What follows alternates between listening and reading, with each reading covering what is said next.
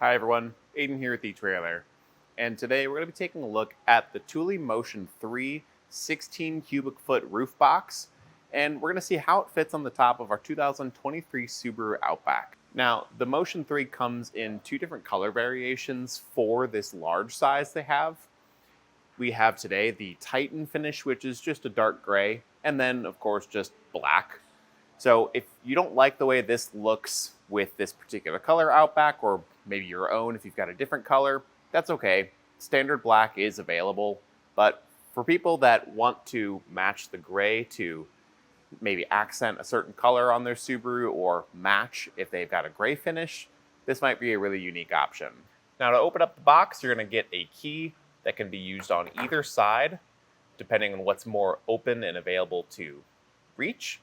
And once you've twisted it to the unlock position, just squeeze the latch until you see a bit of red and hear the lid pop.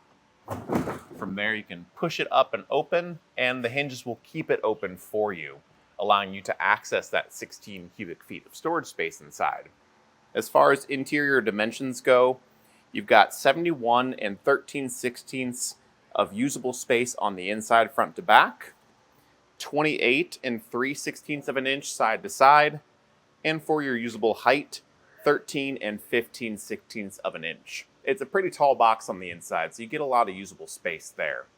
You can also hold 180 centimeter long skis.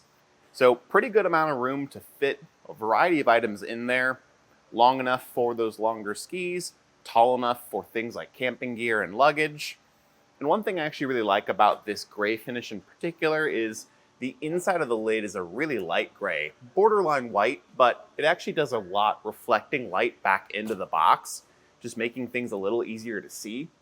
When we worked with the black box earlier today, the black lid sucks up a lot of light and it just is a lot darker inside. So loading and unloading, this actually might be a little bit nicer. And while the Outback isn't the tallest vehicle, you do get this pull cord on the lid just to help you close it, so that you don't have to grab onto the glossy painted parts. You can touch just that handle, which is this more matte material and won't show your fingerprints as much, keeping this looking a little bit nicer for longer. But that's not to say that the box is without its limits.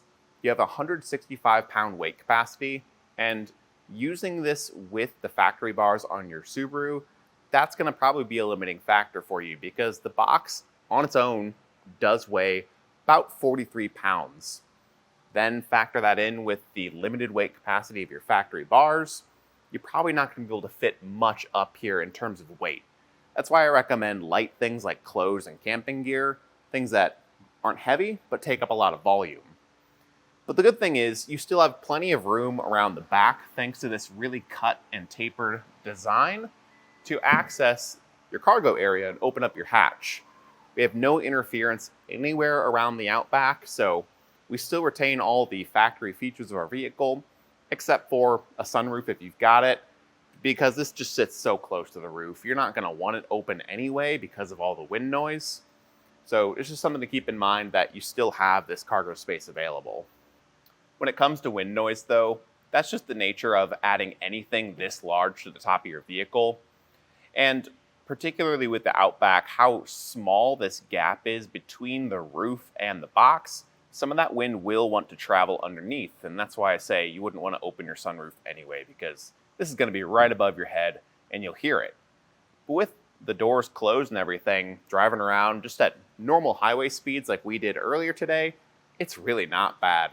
I expected there to be a lot more noise in that small gap, but driving around with the radio off, you barely hear it, and it only really starts to appear around like 50, 55 miles an hour, with some pretty strong winds here in Missouri today. So with some music, a podcast, even just talking to your passenger, I don't think it'd be anything obnoxious.